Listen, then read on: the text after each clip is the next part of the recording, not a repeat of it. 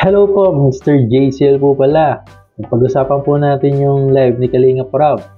And sa live po ni Kalingap Rob ay nabanggit niya po yung about sa pabahay ni Biancy. At etong pabahay nga raw po ni Biancy ay magkakaroon daw ho ng groundbreaking. So sa lahat ng pabahay ng Kalingap parang ngayon lang yata magkakaroon ng groundbreaking. Kaya kadalasan gawa agad, sinisimula na agad.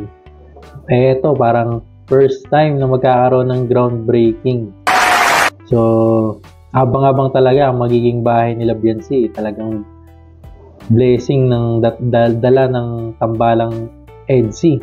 Grabe rin yung blessing na tatanggap ng tambalang ito.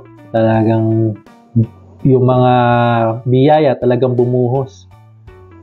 Siyempre, hindi lang naman si Biancy yung nabigyan ng mga biyaya, pati yung si Kalingap Edo rin, syempre, mas marami rin yung supporter niya ngayon at mas nadagdagan yung supporter niya at mas marami rin siya natatanggap ng mga blessing din gawa nga ng tambalan nilang EDSI. Dun din sa live ni Kalingap Rob na parang nabanggit niya na abangan daw bukas, parang pagkasabi niya abangan bukas yung tambalang Argel. So parang hindi ko sure. Siguro si Kalingap Rob na yung hawak sa tambalang Argel. Ito yung tambalan na hawak ni Kalingap Tata. Yung si Angelica at si Arjon. And sabi nga ni Kalingap Rob, medyo kakaibang love team to. So sa pagkakasabi pala ni Kalingap Rob na abangan ng Argel sa vlog niya bukas, parang hindi ko sure. Siguro si Kalingap Rob na nga hawak sa Argel.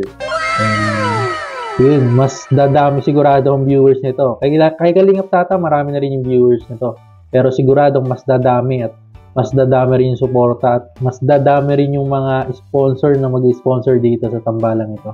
At mas marami rin yung blessing rin yung matatanggap nila. Makikita rin naman natin kay Kalingap Tata, pinapanood yung mga episode ng Argel doon. Madami ring episode doon at napakadami ring natatanggap nitong tambalang ito. Talagang marami rin sila mga supporter. Pero tingin ko pag hinandle ito ni Kalingap Rob,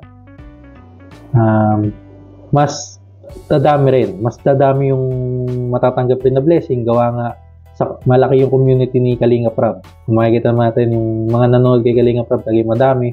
At malaki rin yung subscriber niya.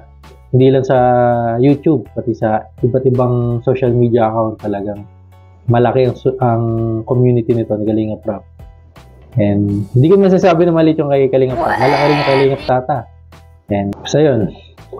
So yun, kaabang-abang nga ang tambalang Argel.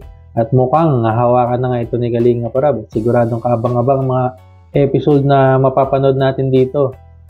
And kung napanood niyo yung mga episode nito kay Kalingap Tata, magaganda rin yung episode nito.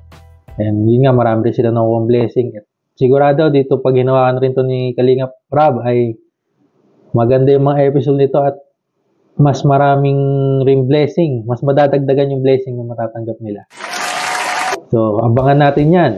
So, kung hindi ka pa po nakapag-subscribe sa akin channel, mag-subscribe ka na para updated ka sa mga susunod ko pang i-upload. So, yun lang po. Thank you!